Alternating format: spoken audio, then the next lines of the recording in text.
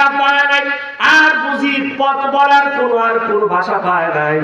এভাবে যারা ধমক দেয়, যারা বন্ধ করে দিতে চায়, মনে রাখবেন তাদের ঈমানের অবস্থা বড় খারাপ হয়ে গেছে।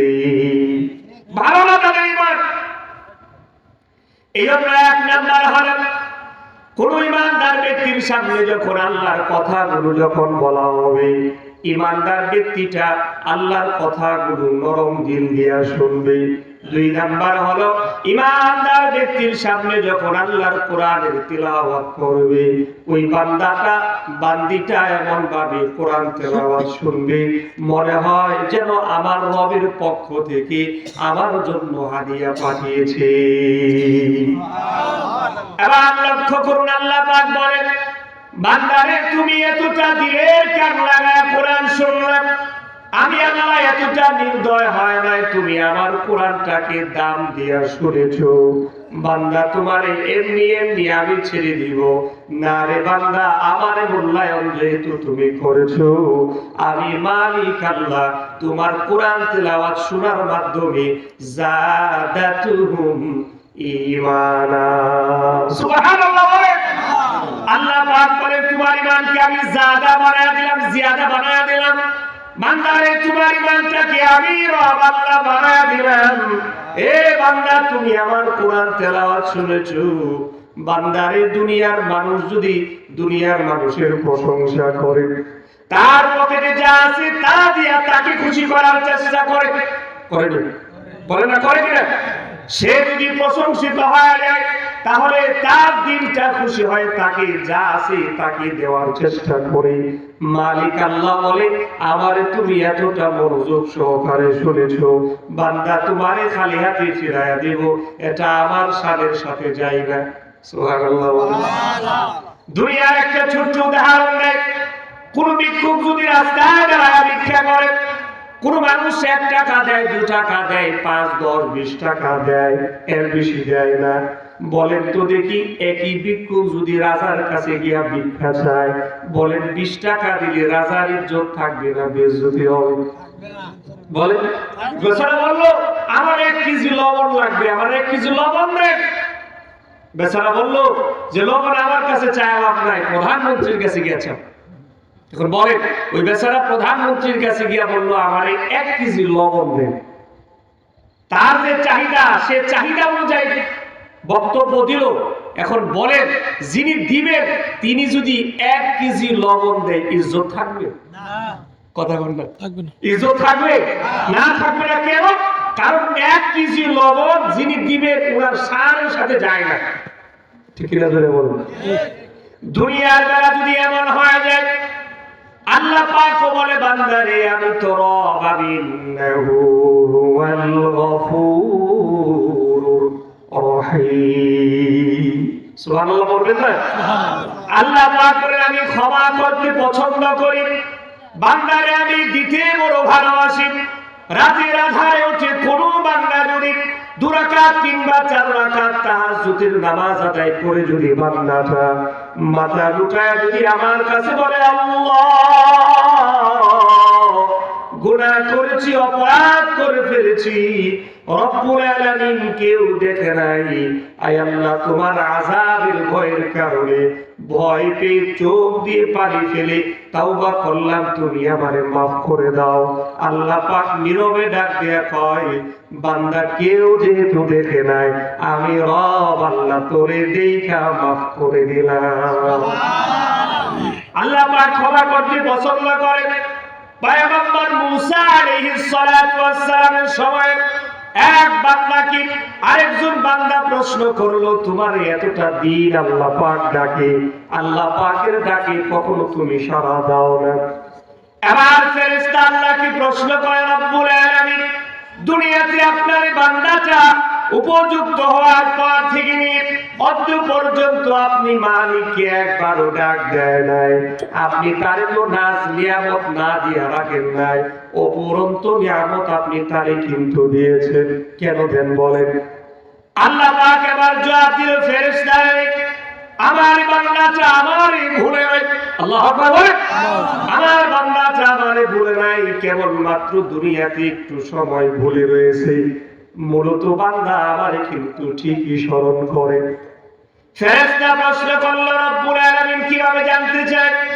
আল্লাহ পাক বলল, ওই বান্দাটার গায়ের মধ্যে যে শিও রগ আছে, এই রগের মধ্যে রক্ত চলাচলটা কয়েক সেকেন্ডের জন্য তুমি অবন্ধ করে দাও, স্টপ করে দাও।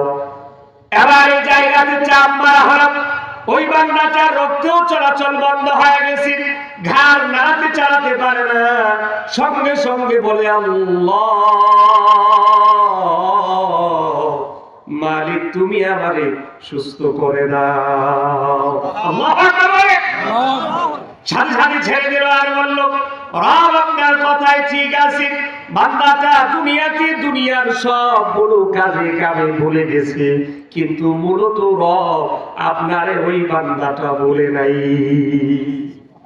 ঠিক এমন করে দুনিয়াতে চলতে ফিরতে গিয়ে আমি গুনাহ করি, আপনিও গুনাহ করেন। গুনাহ করে যদি আপনি মনে করেন আরো গুনাহ করব, আরো গুনাহ করব, তাহলে এটা একেবারে ভুল সিদ্ধান্ত। ভুল সিদ্ধান্ত। গুনাহ এমন কোন মানুষ আছে করে না? বলেন না, এমন কোন মানুষ আছে করে না? প্রত্যেকটা মানুষ গুনাহ করে, কিন্তু গুনাহ করার পরে আমি আপনি যদি গুনাহের উপরে ইস্তেকামত থাকি, মনে রাখতে হবে এটা ঈমানদারের লক্ষণ নয়, এটা হচ্ছে একটা শয়তানের লক্ষণ। গুনাহ হয়ে গেছে তো সঙ্গে সঙ্গে পড়লেন আস্তাগফিরুল্লাহ, আস্তাগফিরুল্লাহ, আস্তাগফিরুল্লাহ, আস্তাগফিরুল্লাহ। যুবক ভাই আমার, আপনি যৌবনের তাড়নায় গুনাহ করে ফেলেছেন, আপনি সঙ্গে সঙ্গে ইস্তেগফার করেন, আল্লাহর কাছে ক্ষমা চান, অনুতপ্ত হন, রবের কাছে বলেন, রব আমি গুনাহ করে ফেলেছি, মাফ করে দেন। আল্লাহ পাক বলেন, কোন বান্দা যদি আমার কাছে ক্ষমা চাই, আমি মালিক বড় খুশি হয়ে তারে মাফ করে দেয়। দুনিয়ার নিজাম হারাম, দুনিয়ার নিজাম হলো আমি যদি হুজুরের কাছে একদিন গিয়া টাকা চাই, একদিন আমাকে হুজুর টাকা দিবে, দ্বিতীয় দিন যদি যাই আমার 2-3টা প্রশ্ন করবে, এরপরে টাকা দিবে, প্রশ্ন করে দিবে। তৃতীয় দিন আবার যদি আমি যাই, আমাকে বলবে আপনি আমার ছাড়া কেউ দেখলেন না, হ্যাঁ বারে বারে খালি আমারই দেখলেন, বলে কিনা? বলবে কিনা? বলবে। একদিন দিবে, 2 দিন কথা শোনায় দিবে, 3 দিন আপনাকে দূর দূর করে তাড়া দিবে, সাথে সাথে এই কথাটাও বলবে। লোকটা একেবারে বেহায়া হয়ে গেছে, হায়া লজ্জা নাই, বেহায়া হয়ে গেছে, বারে বারে খালি আমার কাছে চায়। আল্লাহ পাক রব্বুল আলামিন আমাকে আপনাকে বলে, দুনিয়ার মানুষের কাছে দুনিয়া যদি চাওয়া, যদি এভাবে চাইতে পারো, বান্দারে আমার কাছে শরম রেখো না, আমার কাছে হায়া রেখো না, বেহায়ার মতো আমার কাছে বারে বারে তুমি চাইতে থাকো। এই যে কত হয়ে গেল মাহে রমজান, আল্লাহ হাবিব সাল্লাল্লাহু আলাইহি ওয়াসাল্লাম বলেছেন, রমজান মাস যদি কোনো আল্লাহর বান্দা বান্দি পেল, রমজান চলে গেল, গুনাহ থেকে গেল, এর মতো কপাল পোড়া আর কেউ হতে পারে না। বলেন তো দেখি, আমি আপনি কতজন আছি আল্লাহর কাছে গুনাহ মাপছি, ক্ষমা চাওয়াইতে পারছি? এমন অনেক মানুষ কম। গুনাহ আমাদের রয়ে গেছে। আল্লাহ পাক রব্বুল আলামিন বলে, আমার কাছে যারা চায়, আমার কাছে যারা চায় তাদেরকে পছন্দ করি, আর যারা আমার কাছে চায় না আমি বড় রাগান্বিত হয়, গুসা হয়ে যায়। কেন চায় না? দুনিয়ার মানুষ চাইলে গুসা করে, রাগ করে, অভিমান করে, মুখ ফিরায় নেয়। বাবাও তার সন্তানকে দেখতে পারে না, ভাইও তার ভাইকে দেখতে পারে না। আল্লাহ পাক বলেন, বান্দারে আমি মালিক আল্লাহ, এমন নয় তুমি আমার কাছে চাইলে রাগ করব। বান্দারে তুমি আমার কাছে না চাইলে বরং আমি রাগ করি। এ বান্দা গুনাহ হয়ে গেছে, আয় বান্দা আমার দিকে আয়, আমি মালিক আল্লাহ তোরে মাফ করে দেওয়ার জন্য কোরআনের মধ্যে লম্বা আয়াত দিয়া ঘোষণা দিয়েছেন আর বলিয়ে দিয়েছেন, ইয়া আইয়ুহাল্লাযীনা আমানু তুবু ইলাল্লাহ। আল্লাহু আকবার।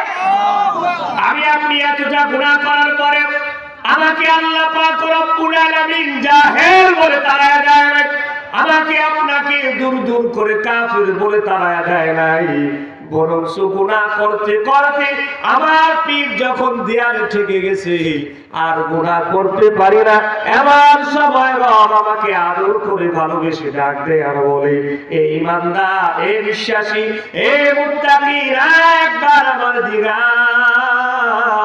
আয়। বান্দারে আমি ওয়াদা করলাম, তুবু ইলাল্লাহ, আমার দিকে যদি ফিরে আসতে পারো। কোন নিয়তে আসবে বান্দারে? আল্লাহ কোরআনের পরের অংশের মধ্যে বলেন, তাওবাতান নাসুহা। এখন তাওবা করে যদি কোন যুবক গুনাহ করে ফেলেছে, জিনার মতো এত বড় টাটকা গুনাহ করেছে, কোন যুবক যদি এমন জিনা করার পরেও রব আল্লাহর দিকে ফিরে যায় আর বলে, আল্লাহ বুঝি নাই, গুনাহ করে ফেলেছি, রব্বুল আলামিন আপনি আমারে মাফ করে দেন। আল্লাহ বলেন, তাওবাতান নাসুহা করে যদি আসতে পারো, আমি রব আল্লাহ তোমার সবগুলো গুনাহ মাফ করে দিব। শর্ত হলো আল্লাহর কাছে আসতে হবে একনিষ্ঠভাবে আসতে হবে। তাওবাতান নাসুহা, একনিষ্ঠভাবে আসতে হবে, খালিস তাওবা করতে হবে। বলেন, আমরা বলি আল্লাহ মাফ করবে না, মাফ করবে না। না, আল্লাহ এত নির্দয় না, আল্লাহ এতটা খারাপ না। আপনি শিরক করেছেন, অনেক হুজুররা বলে, অনেক মানুষেরা বলে মাফ করবে না। না, কেন মাফ করবে না আল্লাহ? অবশ্যই মাফ করবে আল্লাহ। আল্লাহ যদি মাফ না করেন, তাহলে ইন্নাহু হুয়াল গফুরুর রহিম কার জন্য হবে? বলেন না ভাই, কার জন্য হবে? বলে আল্লাহ যদি মাফ না করে, হ্যাঁ আল্লাহ একটু অভিমান করে, রাগ করে। দেখেন না, স্বামী স্ত্রীর মাঝে ঝগড়া হয়নি, আপনারা কথা বলতেন না আমার সাথে? বলেন না, স্বামী স্ত্রীর ঝগড়া হয় কিনা? যারা বিয়ে করছে এরা বুঝবে, জিন্দিগিতেও বুঝবে না। আমরা যারা বিয়ে করছি আমরা বুঝবো, স্বামী স্ত্রী ঝগড়া হয় কিনা? চিরজীবনের জন্য হয় না সাময়িকের জন্য হয়? বেশিরভাগ সময় নারী জিনারা আছেন, মেয়ে জিনারা আছেন, মায়েরা জিনারা আছেন, তিনারা রাগ করেন না, অভিমান করেন। কি করেন বলেন? অভিমান করেন। এই অভিমানটা কিছুক্ষণ সময়ের জন্য। আপনি যদি ওনাকে বুঝাইতে পারেন, আপনি যদি ওনার রাগটা যদি বুঝতে পারেন, আপনি বলেন, এই রাগ ভাঙানোটা যদি আপনার জন্য সহজ হয়, জানা হয়, বলেন রাগ ভাঙানোর পরে ওই মানুষটার ভিতরে আর কোনো গুসা আছে? বলেন গুসা আছে? নাই।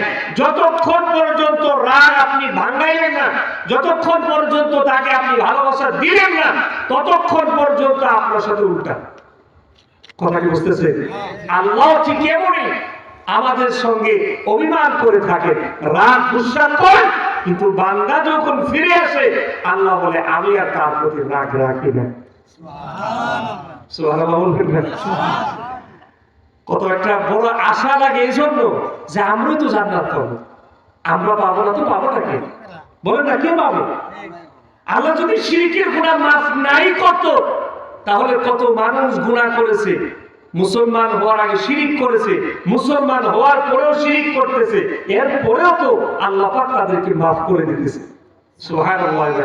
তবে একটা কথা মনে রাখতে হবে, আল্লাহকে আপনি ভালোবেসে নিজের ভুলকে ভুল সিদ্ধান্ত নিয়ে, নিজের ভুলকে ভুল জেনে আল্লাহর কাছে মাফ চেয়ে একেবারে ফিরে আসতে হবে, খালেদভাবে আসতে হবে।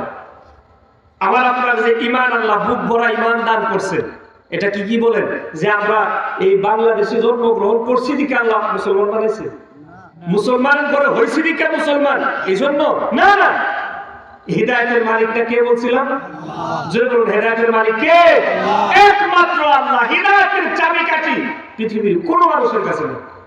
এমনকি আমার আপনার নবী নবিয়ুনা মুহাম্মদুর রাসূলুল্লাহ সাল্লাল্লাহু আলাইহি ওয়াসাল্লাম সর্বশ্রেষ্ঠ পয়গম্বর এবং নবী। সুবহানাল্লাহ বলেন। এই নবীজির কাছেও হিদায়াতের চাবি আছে? জোরে বলুন, না আছে? কেউ যদি বলে এই কথা আপনারা মানবেন? অবশ্যই না। হিদায়াতের চাবিকাঠি রাসূলুল্লাহর কাছে আল্লাহ পাক দেন নাই। এবার লক্ষ্য করুন, আল্লাহ পাক রব্বুল আলামিন বলেন, নবিয়ুনা মুহাম্মদুর রাসূলুল্লাহ সাল্লাল্লাহু আলাইহি ওয়াসাল্লামের আব্বা জান দুনিয়াতে ছিলেন না, এতিম ছিলেন। এটা তো আপনারা সবাই জানেন। নবীজি সাল্লাল্লাহু আলাইহি ওয়াসাল্লাম কি চাচা আর দাদা আব্দুল মুত্তালিব খুব সুন্দর করে যত্ন সহকারে লালন পালন করেছে। দাদা আব্দুল মুত্তালিবের ইন্তেকালের পূর্ব মুহূর্তে চাচা আবু তালেবকে ঢাকায় নিয়ে আসলেন আর বললেন, আবু তালেব, আমি তোমাকে সবচাইতে নিরাপদ মনে করি। আমার নাতি মুহাম্মদ যে আছে, মুহাম্মদের দায়িত্ব ভার আছে, এটা আমি তোমার কাছে দিয়ে যেতে চাই। জানি না কতদিন পৃথিবীর জমিনে থাকবো, আমি থাকাকালীন সময় এই মুহাম্মদের উপরে কেউ আক্রমণ করবে এটা আমি কোনোদিনও দেয় নাই। সুবহানাল্লাহ বলেন। আমার উপরে উঠে আমাকে উপেক্ষা করে আমার নাতিকে কেউ আঘাত করবে, দুটা কটু কথা বলবে, আমি কখনো দেয় নাই। আমি চলে যাওয়ার পর আবু তালেব রে, আমি তোমাকে সবচাইতে তার জন্য নিরাপদ মনে করি। আমার দায়িত্ব দেওয়া হলো আবু তালেবের কাছে। আর আব্দুল মুত্তালিব দুনিয়া থেকে চলে গিয়েছে। এবার নবীজি সাল্লাল্লাহু আলাইহি ওয়াসাল্লামের দায়িত্ব পেয়ে গেলেন চাচা আবু তালেবের কাছে। এবার আবু তালেব আল্লাহর হাবিব সাল্লাল্লাহু আলাইহি ওয়াসাল্লামকে যত্ন সহকারে দেখভাল করতে শুরু করে দিলেন। আর মক্কাতুল মুকাররমার কুফারে কুরাইশের যত নেতারা ছিল, সব নেতারা একদিন আবু তালেবের কাছে এলো। আবু জাহেল, উতবা, শাইবা, ওয়ালিদ ইবনে মুগীরা মতো কাটা কাফিররা আসে আবু তালেবকে বলল, আবু তালেব, তুমি তোমার ভাতিজাটারে একটুর জন্য বোঝাও না, থামাও না। যেভাবে এক আল্লাহর দাওয়াত দেয়, লা ইলাহা ইল্লাল্লাহর ঘোষণা দেয়া যায়, লাত মানাত আর উজ্জার বিরোধিতা করে, ও আবু তালেব, আব্দুল মুত্তালিবের জন্য তোমার এই ভাতিজারে করতে কিছু পারি নাই, আর এখন তোমার জন্য তোমার ভাতিজারে কোনো কিছু বলতে পারি না। তুমি যদি তার মাথার উপরে ছায়া না হতে, তোমার বাবা আব্দুল মুত্তালিব যদি এর ছায়া না হতো, তাহলে মুহাম্মদকে কবে দুনিয়া থেকে শেষ করে দিতাম। আব্দুল মুত্তালিবের কারণে, আবু তালেবের কারণে মুহাম্মদকে কোনো কিছু বলতেও পারি না, করতেও পারি না। এবার তোমার কাছে নালিশ দেয়া যায়, তুমি তোমার ভাতিজাকে বলবে, সে যদি মক্কাতুল মুকাররমার সবচাইতে রূপবতী সুন্দরী রমণী যদি চায়, তাহলে আমরা তাকে রূপবতী সুন্দরী মহিলাটাকে আমরা দেয়া দেব। সে কি টাকা চায়, টাকা চাইলে পয়সা দিব, যে যা চাই সবগুলো দেয়া দিব। এরপরেও তুমি মুহাম্মদকে বলবে, মুহাম্মদ যেন মক্কার কিনারায় দাঁড়ায় যেন লা ইলাহা ইল্লাল্লাহু মুহাম্মাদুর রাসূলুল্লাহ সাল্লাল্লাহু আলাইহি ওয়াসাল্লাম এই কথা যিনি ইকরার না দেয়, তাকে তোমরা বারণ করে দিবেন। আল্লাহর হাবিব সাল্লাল্লাহু আলাইহি ওয়াসাল্লামের ব্যাপারে একেবারে এতগুলো অভিযোগ দিয়ে চলে যাওয়ার পর এবার আবু তালেব আল্লাহর হাবিব সাল্লাল্লাহু আলাইহি ওয়াসাল্লাম আসার পর এবার তাকে ডাকা হলো আর বলল, মুহাম্মদ, তোমার ব্যাপারে কিছু কথা আছে, আসো এদিকে। আল্লাহর হাবিব আসার পরে বলল, ও মুহাম্মদ, শোনো, আজ কুফারে কুরাইশের বড় বড় নেতাগুলো আমার কাছে এসেছিল, জানতে চেয়েছে কি চাও, সুন্দরী রমণী, টাকা পয়সা, গাড়ি বাড়ি চাও নাকি? যদি চাও সব তোমারে দিবে, বিনিময়ে তুমি লা ইলাহা ইল্লাল্লাহর কালিমা ছেড়ে দিবে। নাউজুবিল্লাহ বলেন। আবার আল্লাহর হাবিব সাল্লাল্লাহু আলাইহি ওয়াসাল্লাম চাচা আবু তালেবকে ডাক দিয়ে বলে, চাচা গো, ও চাচা, আমার দিলের কান লাগায় শুনে জবাবটা তাদের কাছে দেয়া দিবে। আমার কাছে তারা যদি এই প্রস্তাব দিয়ে থাকে, তাহলে আমার জবাবটা শুনে নেন। চাচা আমার, আসমানের মধ্যে যে চাঁদ ওঠে, যে সূর্য ওঠে, এই চাঁদ আর সূর্য যদি আমার বাম হাতে আর ডান হাতে আয়না যদি দেয়, দিতে পারবে না জানি। এরপরেও যদি তারা আমার ডান বাম হাতে সূর্য আর চন্দ্র এনে দেয় আর বলে, মুহাম্মদের বিনিময়ে তুমি কালিমাটা ছেড়ে দাও, ও চাচা আমার, এরপরে আমি কালিমা ছাড়বো না, কালিমার বাড়ি থেকে পিছপা হবো না। কারণ হলো আমার রব আল্লাহ, আমার করেছেন, আমি ওই আদেশ থেকে চুল পরিমাণ পিছপা হব না। বলে কত বড় কথা বলছে, যদি তারা আমার এক হাতে সূর্য আরেক হাতে চন্দ্র যদি আয়না দেয়, পারবে তো না, যদিও আয়না দেয় এরপরেও তাদের কথা মানতে পারবো না। এই বক্তব্য শোনার পরে আবু তালেব এবার দৃঢ় প্রত্যয় নিল যে ঠিক আছে ভাতিজা, তুমি তোমার কাজ করতে থাকো, আজ থেকে ওয়াদা করলাম মুহাম্মদ তোমার কাজের মধ্যে কেউ যদি বিঘ্নতা ঘটায় আমি চাচা আবু তালেব বেঁচে থাকতে কাউকে দিব না। সুবহানাল্লাহ। যাও তুমি তোমার কাজ করো, তারা তাদের কাজ করুক, যাও তুমি তোমার কাজ করো। এবার বলে আবু তালেব কি ঈমান আনছিল? ঈমান আনে না। চাচা এত মহব্বত করেছে, এত ভালোবেসেছে, কিন্তু কি আনে নাই? ঈমান আনে নাই। এবার আল্লাহর নবী সাল্লাল্লাহু আলাইহি ওয়াসাল্লাম বলেন, স্পষ্ট ভাবে যখন এই ঘোষণা ওনাকে শোনায়া দিলাম, ওনারা ওনাদেরকে শোনায়া দিয়েছে। এক পর্যায়ে আল্লাহর হাবিব সাল্লাল্লাহু আলাইহি ওয়াসাল্লামকে আবু জাহেল মেরেছে, অনেকগুলো কটু কথা শুনিয়েছে, লম্বা কথা হয়ে যাবে।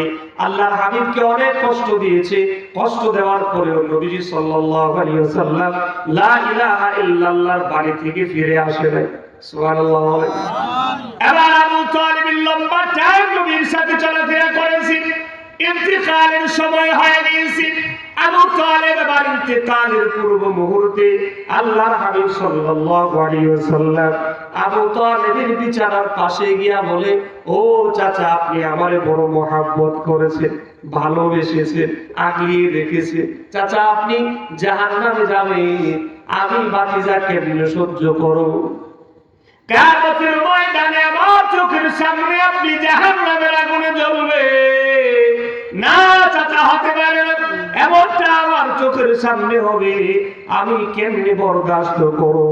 চাচা গো আপনি আমার ঠোঁটের সাথে ঠোঁট লাগায়া পড়েন না লা ইলাহা ইল্লাল্লাহু মুহাম্মাদুর রাসূলুল্লাহ সাল্লাল্লাহু আলাইহি ওয়াসাল্লাম। চাচা পড়েন, চাচা পড়েন, চাচা পড়েন। চাচা বলে না রে ভাতিজা পড়তে পারবো না, পড়তে পারবো না।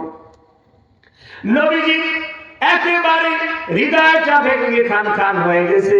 নবীজি আবার বলে, চাচা গো একবারের জন্য আপনি কালেমাটা পড়েন, কিয়ামতের ময়দানে আমি আপনার সাক্ষী হয়ে আল্লাহর কাছে সাক্ষী দিব। সুবহানাল্লাহ। ও চাচা আপনি একবার শুধুমাত্র পড়ে, ও চাচা আপনার যদি জোরে জোরে পড়তে যদি সমস্যা হয় তাহলে আমি পড়ি, আপনি শুধু আমার ঠোঁটের সাথে ঠোঁটটা লাগাবেন, শুধুমাত্র, কেউ দেখবে না, কেউ দেখবে না, শুধুমাত্র আপনি ঠোঁটের সাথে ঠোঁটটা লাগান। অপরদিকে আবু জাহেল বসেন। আবু জাহেল এবার বলেন, ও লিডার আপনি কি আব্দুল মুত্তালিবের মিল্লাত ছেড়ে দিয়ে মুহাম্মদের মিল্লাতে বুঝি ইন্তেকাল করবেন? মানুষের আপনারে কি বলবে? কি বলবে আপনাকে? আপনি বাবার ধর্ম ছেড়ে দিয়ে আপনি ভাতিজার ধর্ম গ্রহণ করবেন? এবার আবু তালেব কি ডাক দিয়ে বলা হলো, চাচা আপনি তাদের কথা শুনবেন না, কিয়ামতের ময়দান বড় কঠিন হয়ে যাবে। চাচা গো রব আল্লাহ আমাদের সব দেখাইছে, চাচা আপনি যদি তাদের কথা শুনেন আপনি আযাবে গ্রেফতার হয়ে যাবেন। চাচা আবার বলে, ও ভাতিজা মুহাম্মদ তোমার কোরআন সত্য, তোমার আল্লাহ সত্য, তুমি যে সত্য পয়গম্বর এতে কোনো সন্দেহ নাই। ভাতিজারে এরপরও ঈমান তোমার উপরে আনতে পারলাম না, কারণ হলো দুনিয়ার সম্মানটাকে আমি বড় করে দেখি, কিয়ামতের ময়দানের আযাবটাকে ছোট করে দেখি। এজন্য ভাতিজা দুনিয়ার মানুষ আমারে থুতু দিবে, আমারে দূর দূর করবে, বরদাস্ত করতে পারবো না। কিয়ামতের ময়দানে আযাবটাকে আমি গ্রহণ করে নিলাম। নাউজুবিল্লাহ বলেন। আবার কোরআন থেকে লক্ষ্য করুন, আল্লাহ পাক রব্বুল আলামিন বলেন, নবীজি সাল্লাল্লাহু আলাইহি ওয়াসাল্লাম এবার নিয়ত করেছে চাচার জন্য আল্লাহর কাছে দুটো হাত উঠায়া দোয়া করবে, নিয়ত করেছে। এবার আল্লাহ পাক অন্তরের খবর জানে, কোরআনুল কারীমের একটা আয়াতে কারিমা দিয়া জানায়া দিয়েছে। সূরা তাওবার 113 নম্বর আয়াতে কারিমাটা লক্ষ্য করুন। আল্লাহ পাক বলেন, মা কানা লিন-নবী ওয়াল্লাযীনা আমানু আইয়াস্তাগফিরু লিল মুশরিকিন। আল্লাহ পাক রব্বুল আলামিন বলেন, ঈমানদার এবং নবীর জন্য কখনো কাম্য হবে না ইস্তেগফার করা, দোয়া করা কখনো কাম্য হবে না। যে ব্যক্তিটা মুশরিক, ওই মুশরিকের জন্য আমি রব আল্লাহর কাছে দোয়া করা কখনো কাম্য হবে না। এবার নবীর ভিতরে প্রশ্ন জাগতে পারে, আল্লাহ তো জানে, আরে আমার চাচার জন্য দোয়া করতে পারবো না, এটা মনে একটা প্রশ্ন। আল্লাহ বলেন, নবী আপনি কষ্ট পেলে তো আমিও কষ্ট পাই। সুবহানাল্লাহ বলেন না? নবী যদি কষ্ট পায়, আল্লাহ কষ্ট পায়। এজন্য আল্লাহ আগের থেকেই বলেন, ও নবী কষ্ট নেবেন না, আন্নাহুম আসহাবুল জাহিম। সে নিজের ঠিকানা জাহান্নাম করে দিয়েছে, তো আপনি কি করবেন বলেন? আপনার তো এখানে কিছু করার নাই, কারণ সে ঈমান আনবে না, দৃঢ় প্রত্যয় সে করেছে। তো আপনি তার কেমনি ঈমান দিবেন? কিতাবের মধ্যে আমরা পড়েছি, আবু জাহেলের কাছে নবীজি সাল্লাল্লাহু আলাইহি সাল্লাম 1100 বারেরও বেশি কালিমার দাওয়াত নিয়ে গেছে, এরপরে ঈমান আনে না। তো বলেন, 1100 বার যাওয়ার পরে যে ব্যক্তি ঈমান আনে না, তো এই ব্যক্তি ঈমান কোন সময় আনবে? আর আনবে সে? আনবে না। এই যে কোরআনের প্রথমে আছে, সাওয়াউন আলাইহিম আ'আনযার